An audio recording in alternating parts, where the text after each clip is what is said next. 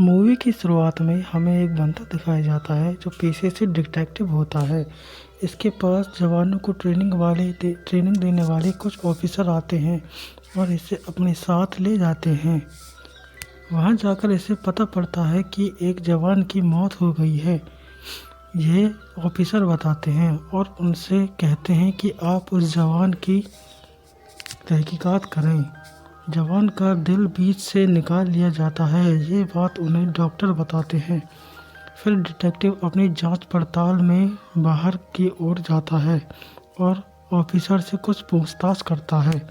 Officers उसे बताते हैं कि उस बंदे ने लटक कर अपनी जान दी थी। डिटेक्टिव डेड बॉडी की गहराई से जांच करता है और ऑफिसर्स को बताता है कि ये कोई आत्महत्या नहीं, ये मर्डर है। डिटेक्टिव को उसके हाथ से एक पर्ची भी मिलती है।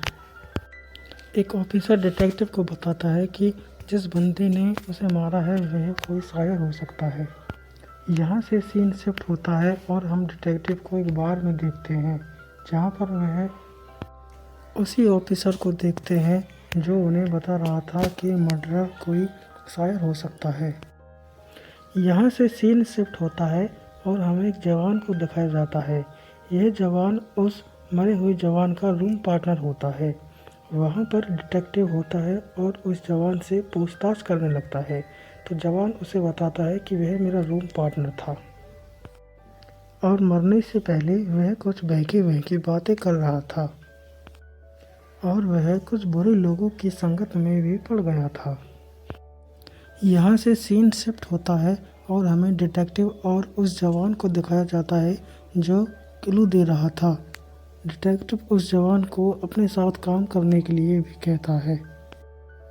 एक रोज़ जवान उस डिटेक्टिव के घर पर आता है और अपनी जांच पड़ताल कर उस डिटेक्टिव को कुछ क्लू देने की बात करता है। इसके बाद डिटेक्टिव दूर एक बंद घर में जाता है और वहां पर कुछ जांच पड़ताल करता हुआ नजर आता है। डिटेक्टिव वहां पर कुछ सिंबल भी देखता है जो घर में बने हुए थे। उन सिंबल्स की मीनिंग जानने के लिए डिटेक्टिव अपने एक मित्र के पास जाता है और उसका मित्र उसे उन सिंबल की जानकारी देता है। इसके बाद डिटेक्टिव का मित्र उन्हें एक किताब देता है। जो किताब में जादू टोने की सारी जानकारी होती है। यहाँ से सीन शिफ्ट होता है और हमें डिटेक्टिव का साथी जवान कुछ जवानों से पूछताछ करता हुआ दिखाई पड़ता है। इसके बाद वह जवान किसी पार्टी में उन अपने जवान साथियों के साथ जाता है और उनसे इस बारे में पूछताछ करता है।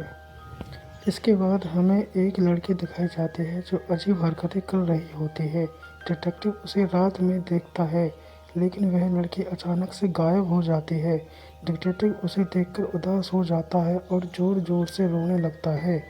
डिटेक्टिव अपने ख्वाबों में उस लड़की को देखता है। यहाँ से सीन शिफ्ट होता है और हमें शमशान घाट का सीन दिखाया जाता है जहाँ पर एक पादरी किसी के क्रियाक्रम की विधि विधान कर रहा था।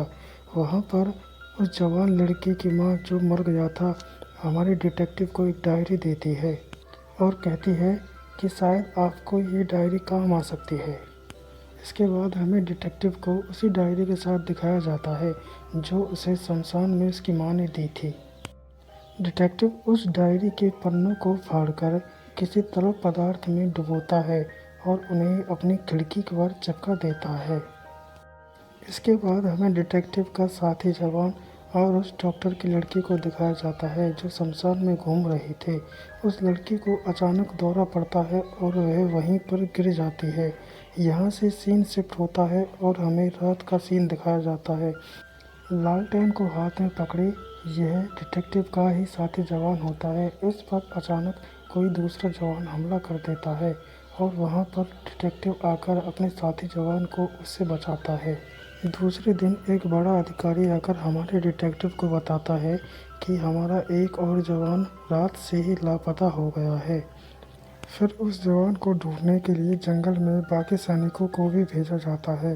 वे सैनिक एक जगह आकर दंग रह जाते हैं जब वे देखते हैं कि जो रात में हमारा जवान गायब हुआ था वह फांसी पर लटका हुआ है और उसके भी दिल निकाल लिया गया है।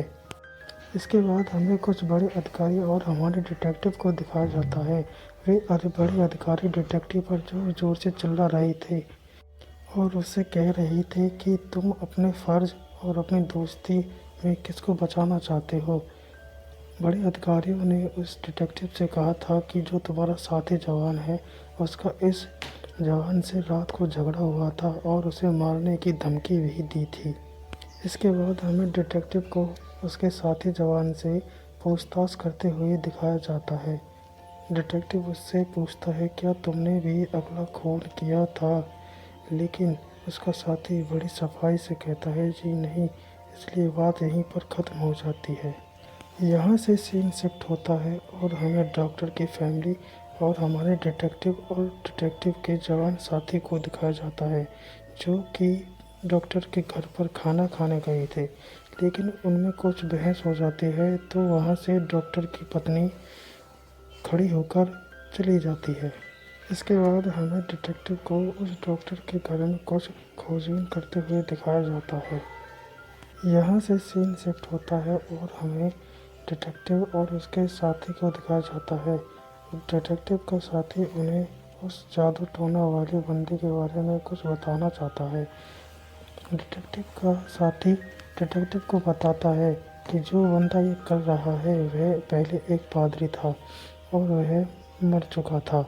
उसने किसी बंदे को अपने नियंत्रण में किया है और वह अपना काम करवा रहा है।